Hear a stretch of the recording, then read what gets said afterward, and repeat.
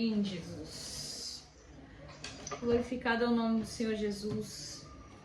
Até por uma coroa trocar. Isso é uma palavra que nos dá ânimo, né?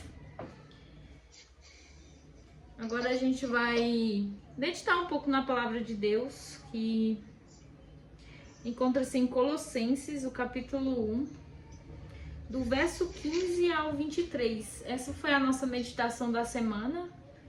Toda semana a gente escolhe um versículo e vai meditar nele, e a gente ouve o que o Espírito Santo nos fala, né, através da palavra dele, porque é muito bom nós estarmos meditando sempre. Se todos encontraram, diga amém. Amém. Amém? Diz assim a palavra de Deus: Ele é a imagem de Deus, do Deus invisível, o primogênito sobre toda a criação. Pois nele foram criadas todas as coisas, nos céus e na terra, as visíveis e as invisíveis, sejam tronos, sejam soberanias, poderes ou autoridades. Todas as coisas foram criadas para ele, por ele e para ele. Ele é antes de todas as coisas e nele tudo subsiste. Ele é a cabeça do corpo, que é a igreja, o princípio e o primogênito dentre os mortos, para que em tudo tenha a supremacia. Pois foi do agrado de Deus que ele habitasse toda a plenitude, e por meio dele reconciliar-se consigo todas as coisas, tanto as coisas que estão na terra, quanto as coisas que estão no céu, estabelecendo a paz pelo seu sangue derramado na cruz. Antes, vocês estavam separados de Deus, e na mente de vocês eram inimigos por causa do mau procedimento de vocês. Mas agora eles o reconciliou pelo corpo físico de Cristo, mediante a morte, para apresentá-los diante deles santos, inculpáveis e livres de qualquer acusação, desde que continuem alicerçados e firmes na fé, sem se afastarem da esperança do Evangelho que vocês ouviram e que tem sido proclamado a todos os que estão debaixo do céu. Esse é o Evangelho do qual eu, Paulo, me tornei ministro. Eu acho que alguns estão tímidos. Eu vou começar, porque aí todo mundo vai se soltando e fica mais fácil da gente ir conversando. Aqui é meio que um bate-papo, né? Na hora que vocês acharem por bem intervir na conversa, amém também. Eu quero começar lá nos primeiros versículos, do qual Paulo vai escrever, né? Ele escreve para Timóteo e aos santos da igreja, que são os colossenses, né? São os colossos que estão ali. E ele vai falar sobre a supremacia de Deus. E lá ele vai dizer que ele é a imagem do Deus invisível. Ele é o primogênito sobre toda a criação. Nós podemos perceber que Paulo, ele exalta Cristo como criação, né? A gente sabe que Deus veio através da Virgem Maria. E nós temos a base da nossa fé, a Trindade, né? Nós cremos que Deus, ele é Deus, Jesus e o Espírito Santo. Nós cremos nisso. E que Deus, ele enviou o seu Filho unigênito para salvar e perdoar os nossos pecados. Muito se sabe que algumas pessoas não creem nisso, né? Que Deus, como assim, né? Eu mesmo já tive essa dúvida, né? Eu já me perguntei como que Deus é três. Nós podemos perceber que Deus é três em essência, né? Deus é em sua essência, Jesus é o seu Filho e o Espírito Santo é o nosso Consolador. E aqui, Paulo, ele vai ministrando sobre aquela igreja, vai colocando naquela igreja tudo que Deus é, né? Tudo que Cristo é, o poder dele. Jesus é antes de todas as coisas, então antes de tudo existir, Jesus já existia, né? Ele veio em carne, mas ele já era com Deus. Quando nós vamos ler Gênesis, lá ele está dizendo o quê? Façamos o homem a nossa imagem e semelhança, ou seja, Jesus estava ali no meio da criação. Jesus estava com ele. Então, Paulo vai mostrar para aquele povo quem era Jesus e por que ele veio. E aí ele vai exaltar. E aqui eu acho muito interessante no versículo 18 que ele fala assim: ele é a cabeça do corpo. Nós podemos perceber que a igreja é formada com um corpo. Nós somos os membros, né? Nós somos os membros, mas a cabeça é Cristo, porque se ele é a cabeça, nós somos guiados por ele. A nossa mentalidade, ela muda, tudo que nós fazemos, ela muda, porque Cristo é o cabeça da igreja. Nós simplesmente somos o corpo, ou seja, nós somos guiados pela cabeça. Todos os movimentos que nós vamos executar na nossa parte física, antes ele tem que passar pela cabeça. Então é assim que acontece com nós. Antes mesmo da gente, né, falar alguma coisa assim, Cristo é a nossa cabeça. Cristo é a cabeça, Cristo é o corpo, né? E ele é o primogênito da criação. Não, e é interessante aqui no versículo 16 que ele fala assim: é o princípio e o primogênito dentre os mortos. Paulo está dizendo aqui que ele venceu a morte. Se a gente for bem literal aqui, ele é o princípio e o primogênito dentre os mortos. Para que em tudo tenha a supremacia, ou seja, para que tudo ele seja o primeiro. Cristo foi o primeiro a vencer a morte. Aí você vai pensar: não, Ismaela, mas Lázaro, ele venceu a morte. Venceu, ele ressuscitou. Jesus tirou ele da tumba. Mas o que aconteceu? Lázaro morreu, ele teve a segunda morte. O único que morreu e ressuscitou e está vivo até hoje é Cristo. Então ele é a supremacia. Ele é o primeiro de tudo. Pois foi do agrado de Deus que ele habitasse em toda a plenitude. E aí vem o versículo 19 que diz, 20, que ele diz assim: e por meio dele reconciliasse consigo todas as coisas.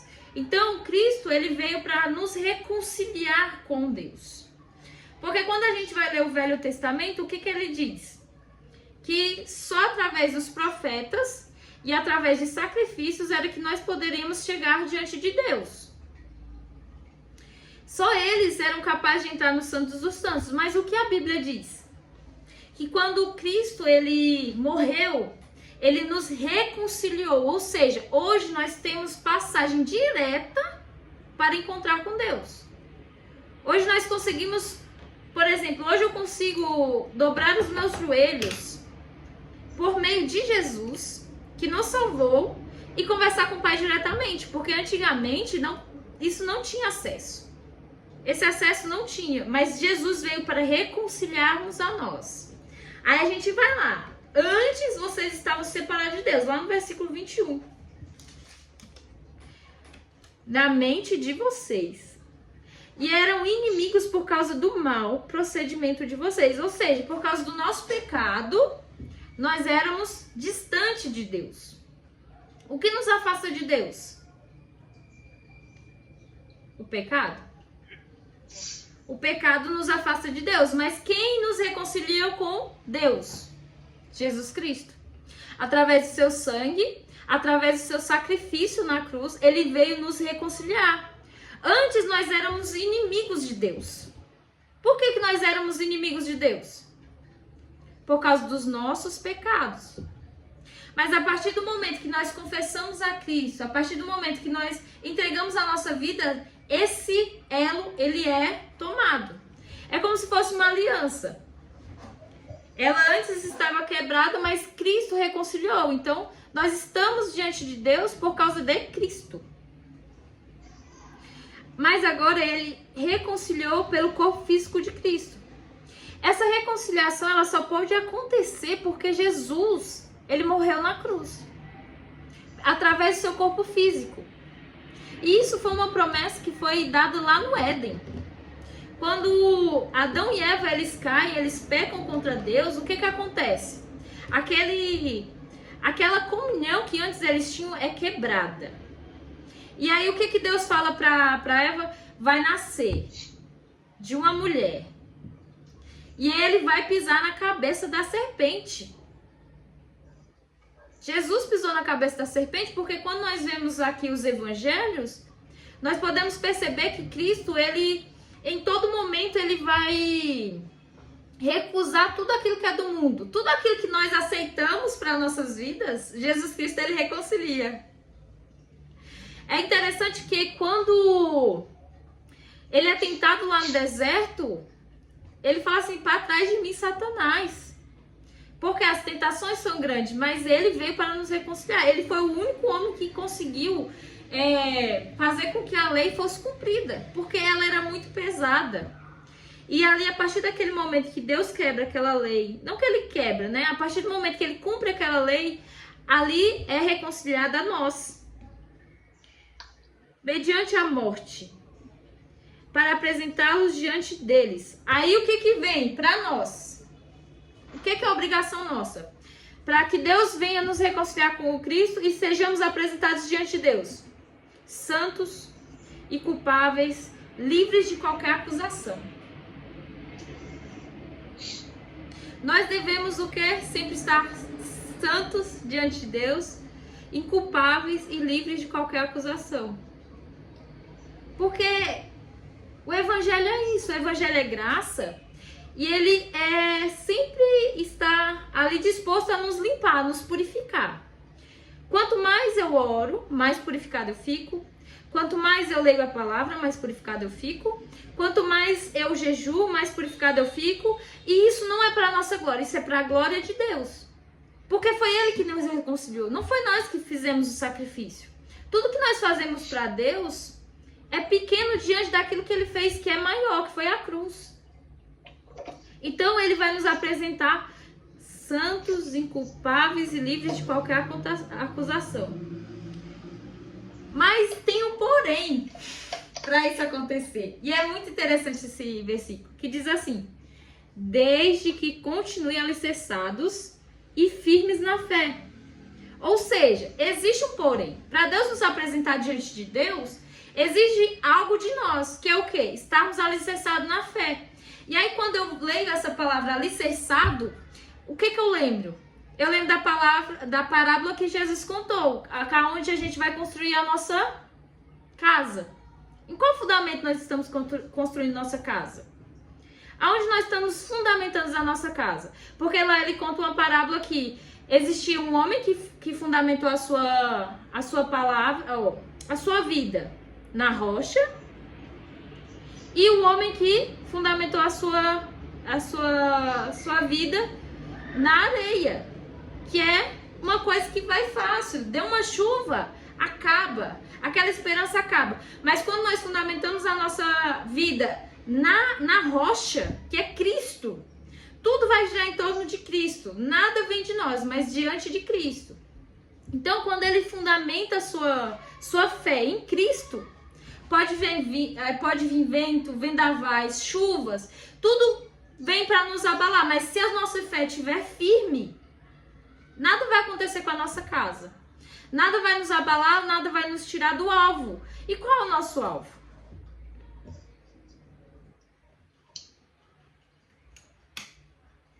Tô esperando a resposta.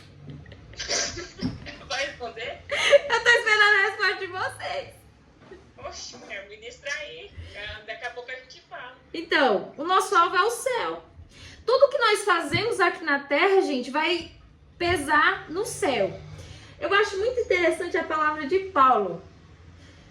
O que eu acho lindo e meu coração ele estremece quando eu lembro dessa palavra, que ele fala assim: irmãos, a nossa leve e momentânea tribulação não se pode comparar com o eterno peso de glória. Ou seja, Paulo, ele tá falando para nós, gente, isso aqui que a gente tá vivendo na terra é leve. Essa tribulação que a gente está passando, essa perseguição que nós estamos passando é leve. Isso aqui é momentâneo, isso aqui passa. Mas o que nós teremos na eternidade é grande, é glorioso. E aí ele fala assim, alicerçados e firmes na fé. O que move o cristão é a fé. O que faz a diferença entre nós e os ímpios é o tamanho que a nossa fé, ela move aquilo que nós estamos passando. O tamanho da tribulação que nós estamos passando, às vezes, é tão grande, mas a nossa fé é tão inabalável, porque quem está olhando de fora fala assim, meu Deus, como essa mulher consegue estar firme? Como que essa pessoa consegue estar firme em Deus, sendo que a tribulação dela é tão grande, sendo que se fosse eu, já teria acabado. Mas o que acontece é que a nossa fé, ela está firmada naquilo que é eterno, ela não está firmada naquilo que é terreno. Então a gente pode estar alicerçado sem se afastar da esperança do Evangelho, que vocês ouviram e que tem sido proclamado a todos os que estão debaixo do céu, sem se afastarem da esperança do Evangelho. Qual que é a nossa esperança do Evangelho? A nossa esperança no Evangelho é o quê? É a vinda de Cristo. A nossa maior esperança hoje, e ela tem que ser de todo cristão que está firmado na rocha, que está firmado em Cristo, é o quê? É a vinda do Senhor Jesus. A nossa maior esperança é essa. Nós temos que estar o quê? Sempre vigilantes, sempre atentos. É isso que Paulo fala, quando ele fala assim, estejam alicerçados, desde que continuem. É dia após dia. Essa fé, ela não pode ser uma fé passageira. Hoje eu tô bem, tô com fé. Amanhã vem a doença, já não tenho fé. Hoje eu tô feliz, tô com fé. Amanhã aconteceu algo comigo, me estressou, estou sem fé. Não, nós devemos estar firmes, devemos estar alicerçados na nossa fé, porque o nosso alvo não é terreno. Nosso alvo é o céu. Então aqui nós podemos perceber o quanto que Paulo, ele vai ministrando ali, ele vai mostrando a esperança daquele povo, porque provavelmente eles estavam sendo perseguidos, provavelmente eles estavam passando por tribulações, e o que ele estava mostrando? Gente, permaneçam firmes, porque isso tudo vai passar. Mas o que vai ficar diante de vocês no juízo é o quê? É a perseverança de vocês, é a fé de vocês. É quando vocês estarem no último dia, que vai ser o nosso julgamento, Deus fala assim, vinde benditos de meu Pai. Então é isso que nós devemos sempre observar na palavra de Deus, é termos a nossa esperança viva. Nós temos que estar com essa esperança sempre viva. Nós todos os dias, meu pastor falou uma coisa que eu achei interessante, se todos os dias nós pensarmos no céu, se todos os dias nós tirarmos um tempo para pensar no céu, gente, tudo vai ficar mais leve. Porque nós falamos assim, nossa, hoje eu tô triste, mas peraí, amanhã pode ser que eu acorde no céu. Gente, vocês já imaginaram para pensar? Vocês já pararam para pensar que, tipo assim, tá tão próximo, tá tão perto, tá tão visível a vinda de Cristo, e a nossa fé, ela vai permanecer. Cristo vai voltar, nós subiremos com Ele, e tudo isso acabou. A nossa tribulação acabou, as nossas tristezas acabaram, porque agora nós iremos entrar nas bodas do Cordeiro. Nós iremos sentar diante de Deus, nós iremos glorificar a Deus e nunca mais, tudo aquilo que nós passamos aqui, nunca mais irá acontecer. É isso, eu agradeço a minha oportunidade.